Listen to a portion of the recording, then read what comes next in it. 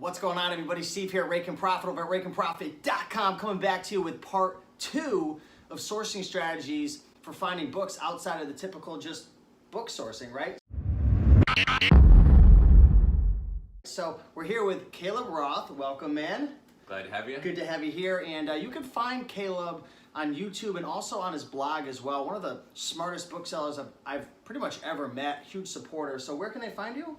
Check me out at thebookflipper.com and on Instagram at thebookflipper. There's lots of other like Book Flipper King and Book Flipping and whatever, but I am the Book Flipper, and on YouTube, the Book Flipper community as well. Awesome. And if you're just coming to this video and you haven't watched part 1 already, I'm going to put a little picture right here and a link down below. So be sure to watch part 1 because we really focused on kind of the example of swimming upstream, or is it downstream? Upstream. So upstream. Picture a bunch of bears in water and the fish are coming downstream, right? Yeah. So actually the fish, technically the fish are going upstream to spawn, right? Yeah. Maybe this analogy breaks down. But you want to go upstream because if the books are going downstream, they've already had a number of other chances to be picked out of there. Exactly. So if you haven't seen that video, there'll be a link below or on the screen. Watch that first. But in this video, we have a question for you.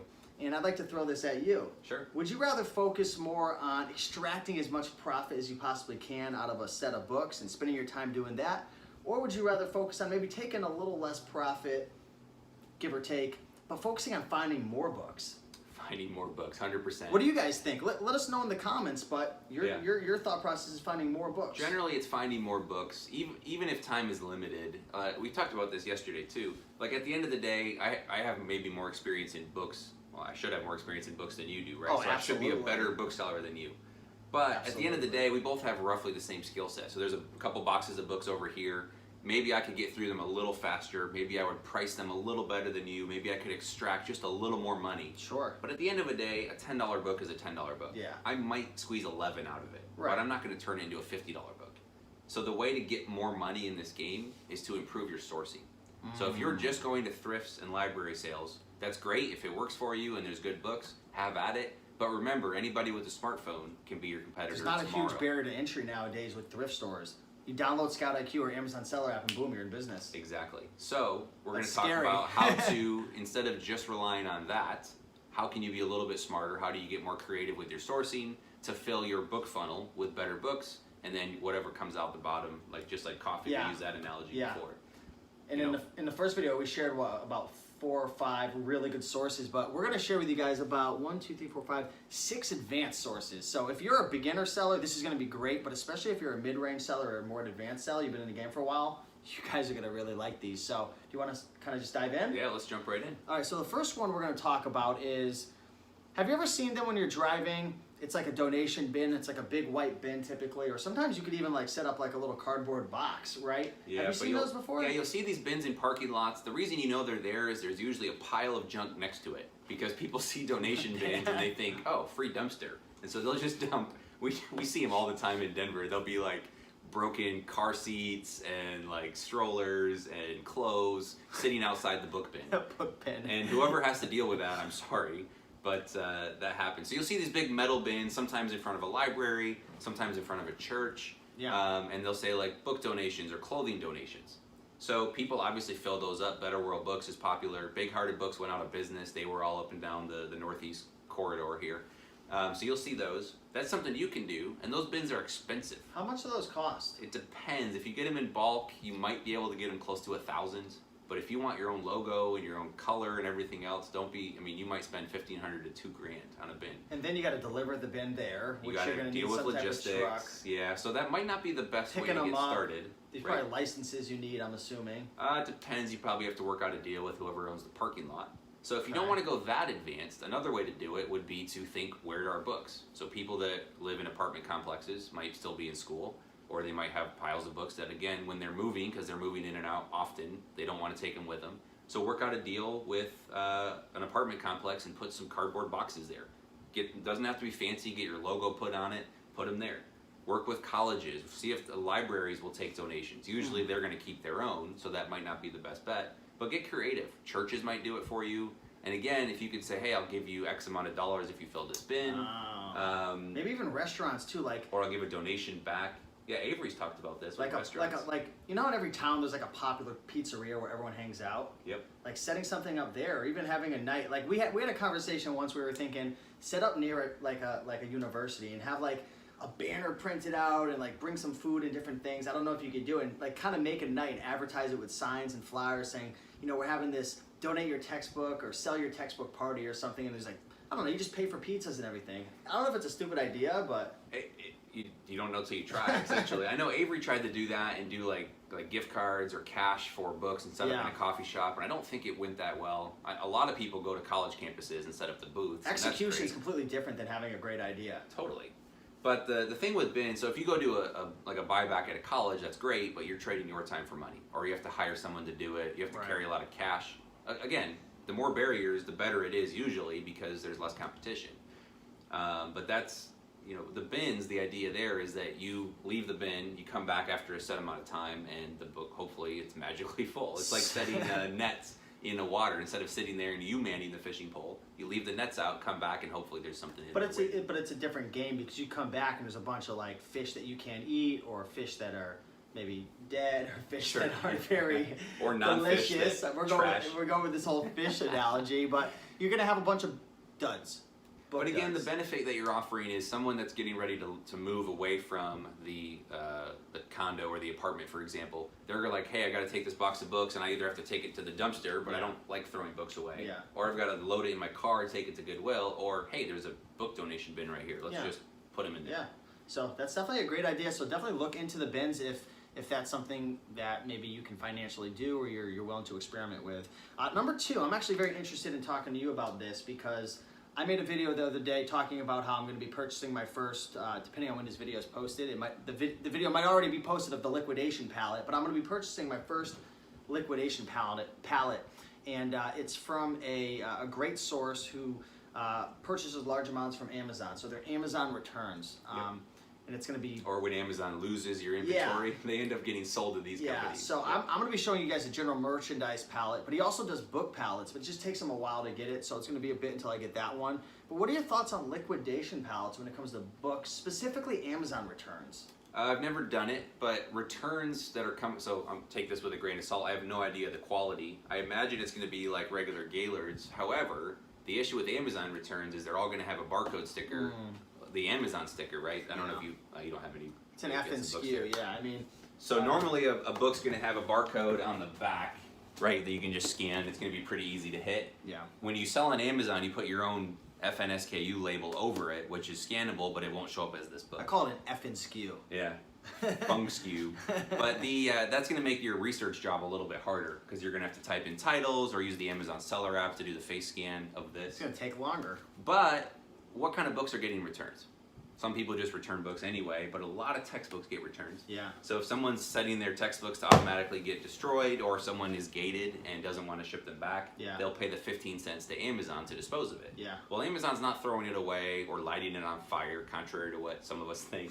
They're loading those up, and they're smart. They're selling them to someone that will take it. Yeah. So buying the books in bulk that way, the benefit is they come right to your house. You're not going and sourcing them or trying to go pick up bins or talk to people. They literally just show up at your house. You got to pay for shipping.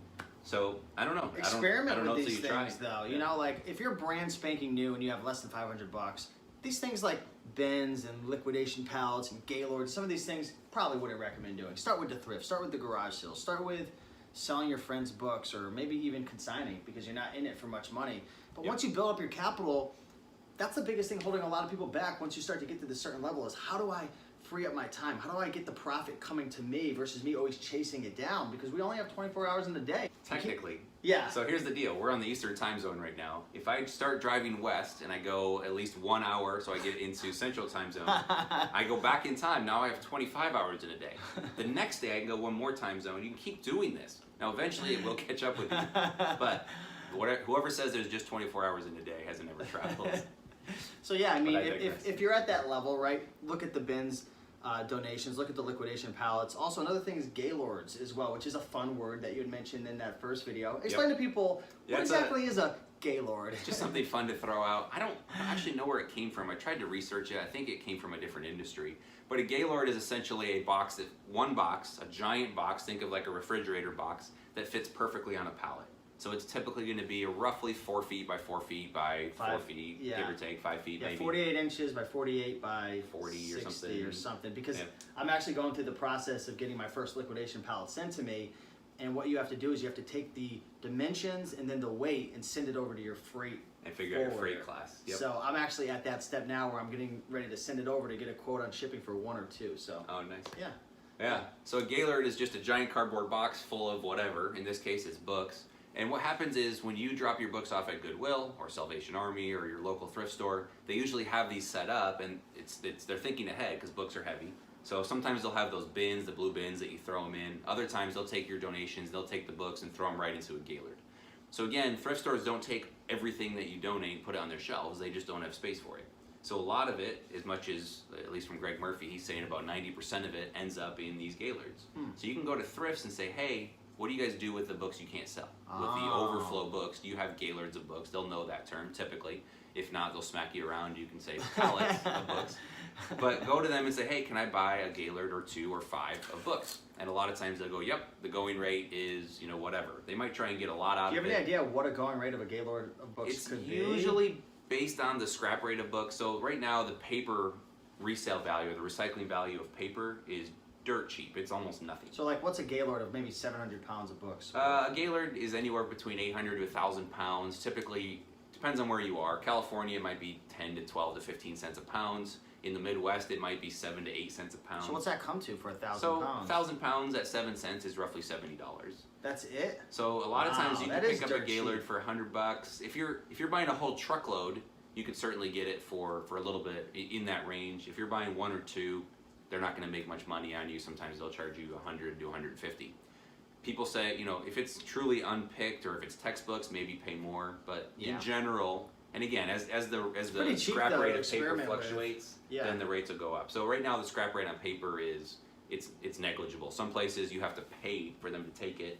Sometimes you can get 2 to 5 cents a pound, maybe if you're lucky. Okay. But if that goes back up, let's say paper value goes up, people find a better use for it or better toilet paper, then if the scrap rate goes up to 10, 11, 12 cents a pound, then people will be selling it for 15, 16, 17 cents a pound. Cool, awesome. So that's another great idea.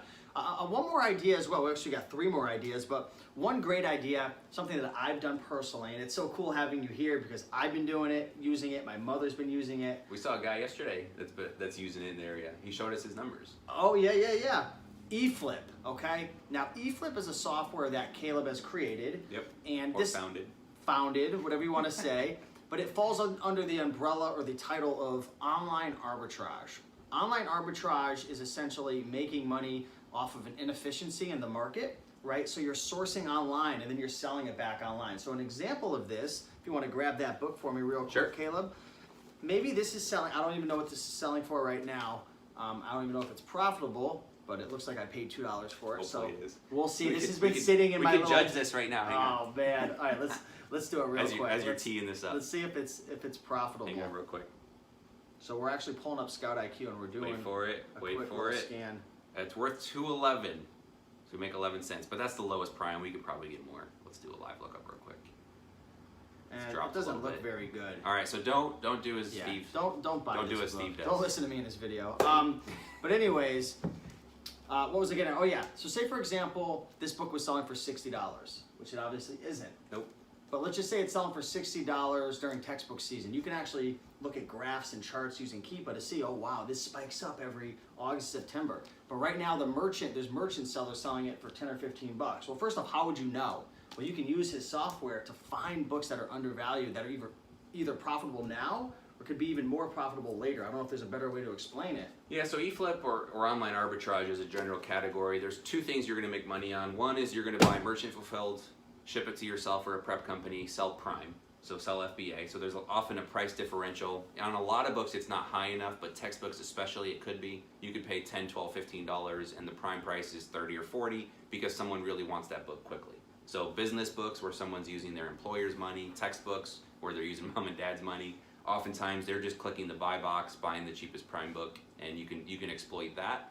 The other way to do it, as you mentioned, is buy books in the off season. And so textbook season is just around the corner. We've actually, if you're watching this in Now's the perfect time. whenever it comes out, yeah, now's a great time. We're actually doing an eFlip challenge right now. Matthew, my business partner, is heading that up. And so that's a great chance to buy books now because they're really cheap in the summer. There's a lot of supply, the demand's not showing up yet, and so prices come down. It's economics 101. Yeah. So you can pick up books now, textbooks for $30, $40 they're not guaranteed, we don't know for sure, but they're very likely to go back up to 70, 80, 90 merchant fulfilled, so you can profit off that differential.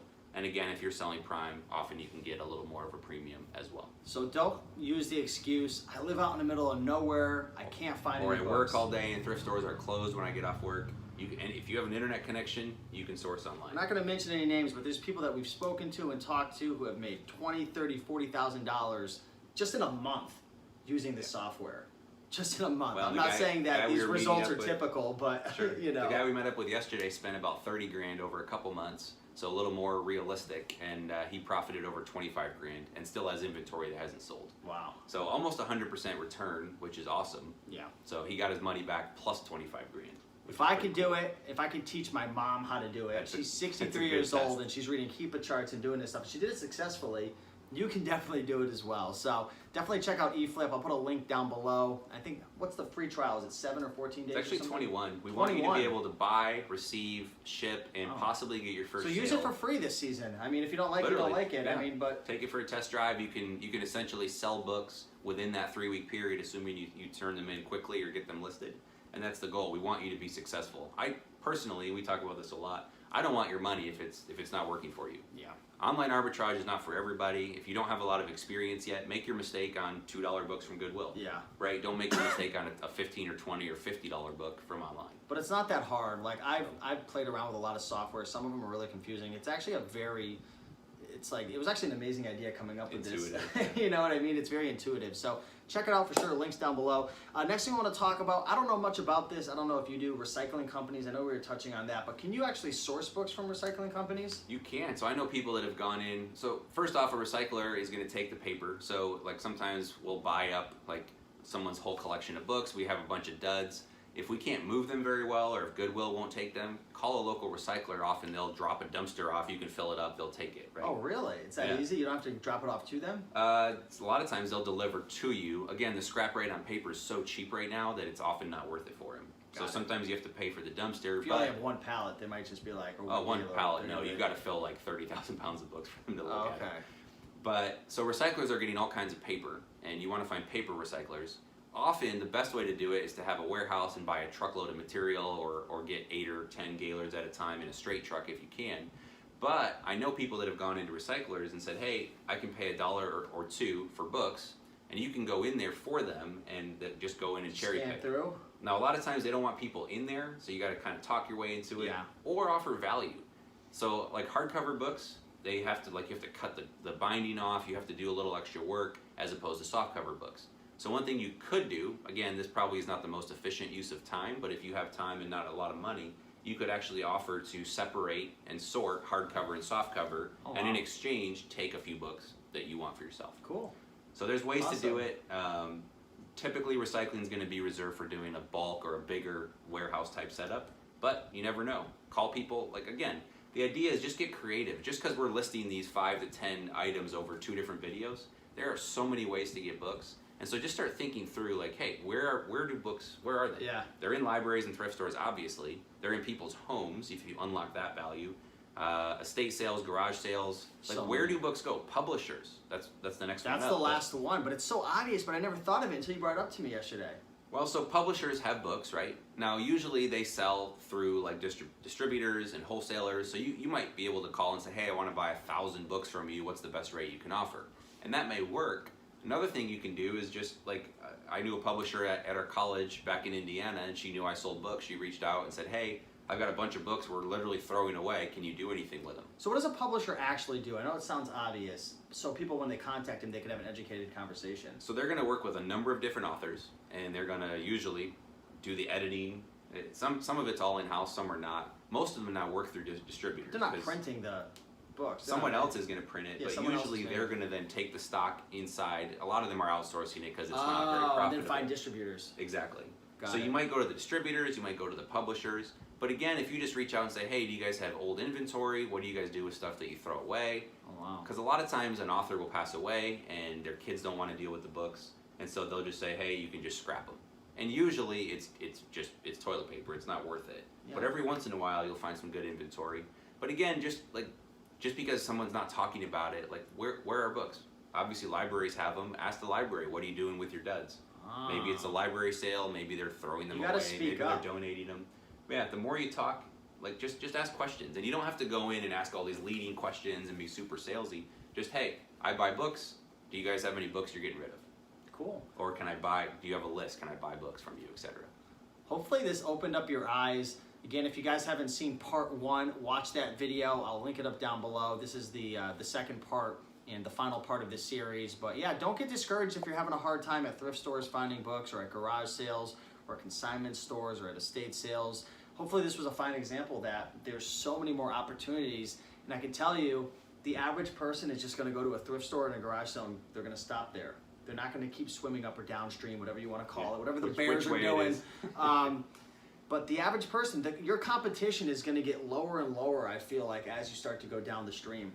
I agree. So yeah, get creative, and just because someone hasn't done it, it doesn't mean it's a bad idea, and maybe no one's thought of it. But as you have more time, as you have more capital, and just start talking. Let people know that you're that book person. Yeah. Throw some photos on social media. Again, people used to like show, your car or your stack of $100 bills or whatever. People now, we show off by just showing, hey, check out this, minivan full of books. Like that's the currency that we operate in now. That'd be a cool picture, like you and with 1,000 books behind you laying in them, and you make a little graphic of it and put it on your car saying, I buy books in the book or something. And you don't know. There was, I don't know if it was your group, but it was one group where some guy, he had found a deal, and I think he's going to make like $8,000 off of just one deal. Like the deals are out there for sure. They're out there. I'm not saying every single deal you find, if someone calls you off a bandit sign or off your car sign or whatever, is going to be profitable, but all it takes is one. You do 10 bad deals, you get one, it's worth it. We'll give you one more for free, one more option to look for. So, I was looking at an auction last night. Yeah. So there was an auction in Atlanta. It was for about 2,000 textbooks. Whoever out there, I think they're from Tennessee, their name. Did you get beat out? Falls. So this deal was probably worth, it depends, because it's going to be textbook season. These are going to go up in value.